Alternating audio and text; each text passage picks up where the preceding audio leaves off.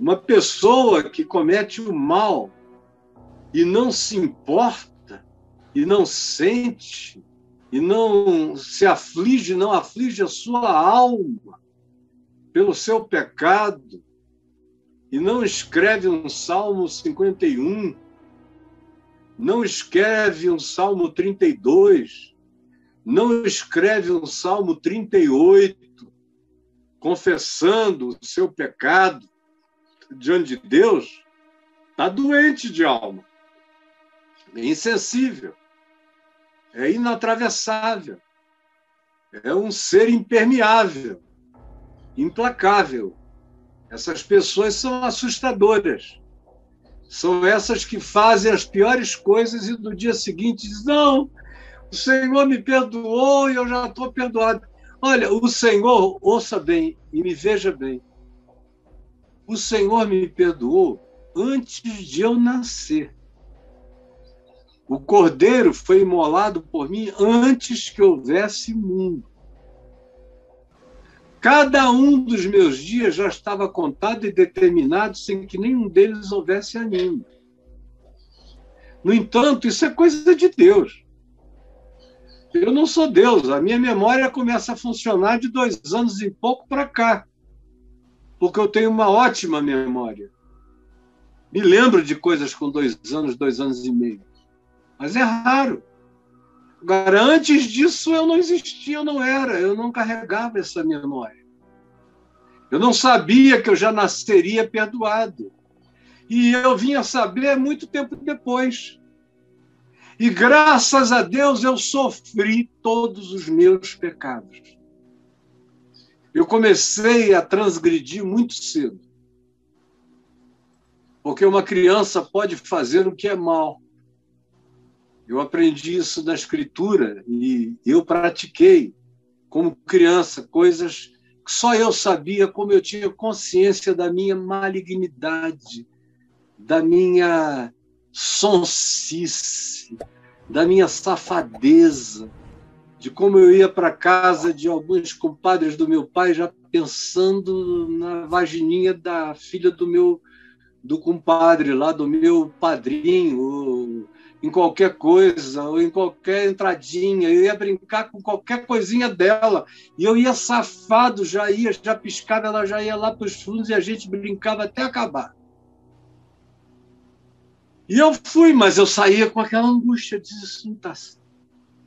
Quanto mais eu fui ficando de menino, eu fui virando adolescente, eu tive um período aí na adolescência em que eu dei uma certa naturalizada nas coisas, depois, no início da juventude, mas de vez em quando eu sentia que eu tinha abusado demais, o meu coração experimentava culpa, angústia.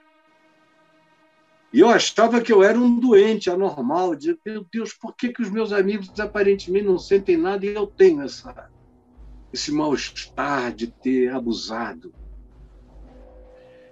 Até que eu conhecia Jesus e fiquei sabendo que todos os meus pecados estavam perdoados. Todos. Os passados, os do presente e os do futuro.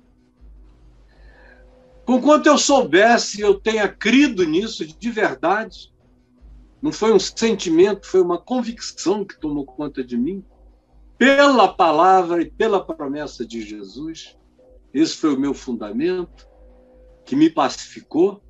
No entanto, eu continuei pecando, transgredindo coisas menores, outras formas, ou às vezes subjetivas, só pensamentos, emoções, sentimentos. E o coração se angustiava. E eu dizia: Senhor, eu sei que os meus pecados já estão perdoados, mas me perdoa porque eu sou um pecador.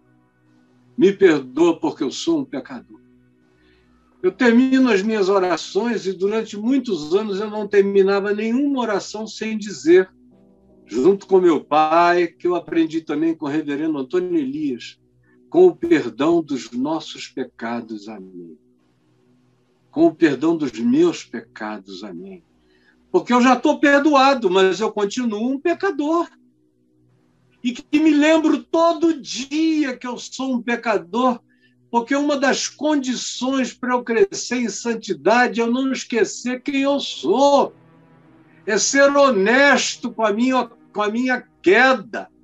A honestidade com a minha queda me catapulta para um lugar de santidade quebrantada, humilde, de alguém que não anda baseado em próprios méritos, nem em condições morais e éticas pessoais, mas se pega todo dia com a graça de Deus que me fortalece, que me põe em pé. Então, deixa eu só concluir dizendo isso. Os meus pecados estão todos perdoados, mas eu sinto dor acerca dos meus equívocos. E aí essa dor que é sentimento, ou que às vezes é só uma consciência, quando ela vira uma consciência, ela se transforma em sentimento.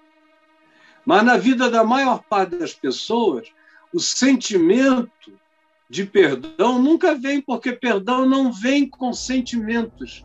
Muito raramente o perdão nos enche de um sentimento de bem-estar.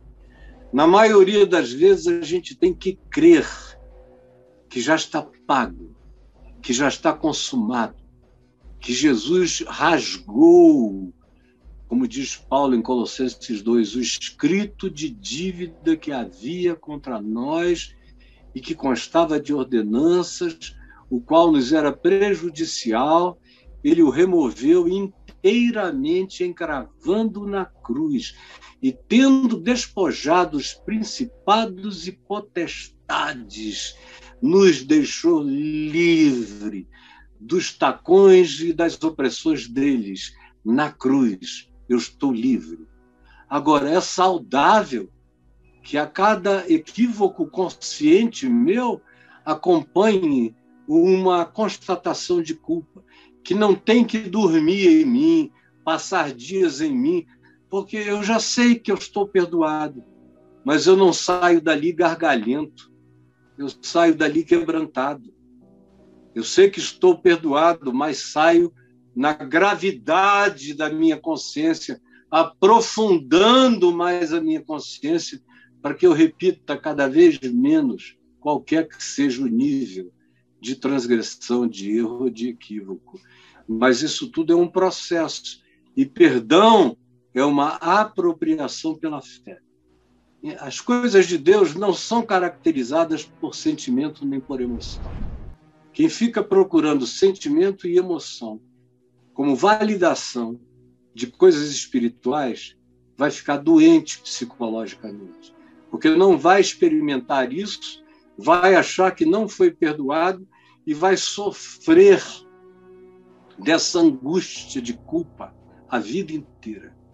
Então, eu não penso em sentimento. Eu constato, eu admito, eu confesso, eu deixo. Tudo isso no instante da minha consciência. E quebrantadamente, deixo aquele espigão se transformar em raiz, colocar seu espigão fundo em mim e me levanto com sobriedade e caminho com sensatez crescente cada vez mais e com saúde mental, sem nenhum tipo de perturbação que busque validação de sentimentos ou de emoções. Mas e aí, se quiser ler no meu portal, Sentimentos e Emoções, só escrever lá, Sentimentos e Emoções. Você vai ver a quantidade de textos e de vídeos meus falando com você e com milhões de outras pessoas antes de você, aqui no Papo de Graça. Tá bom?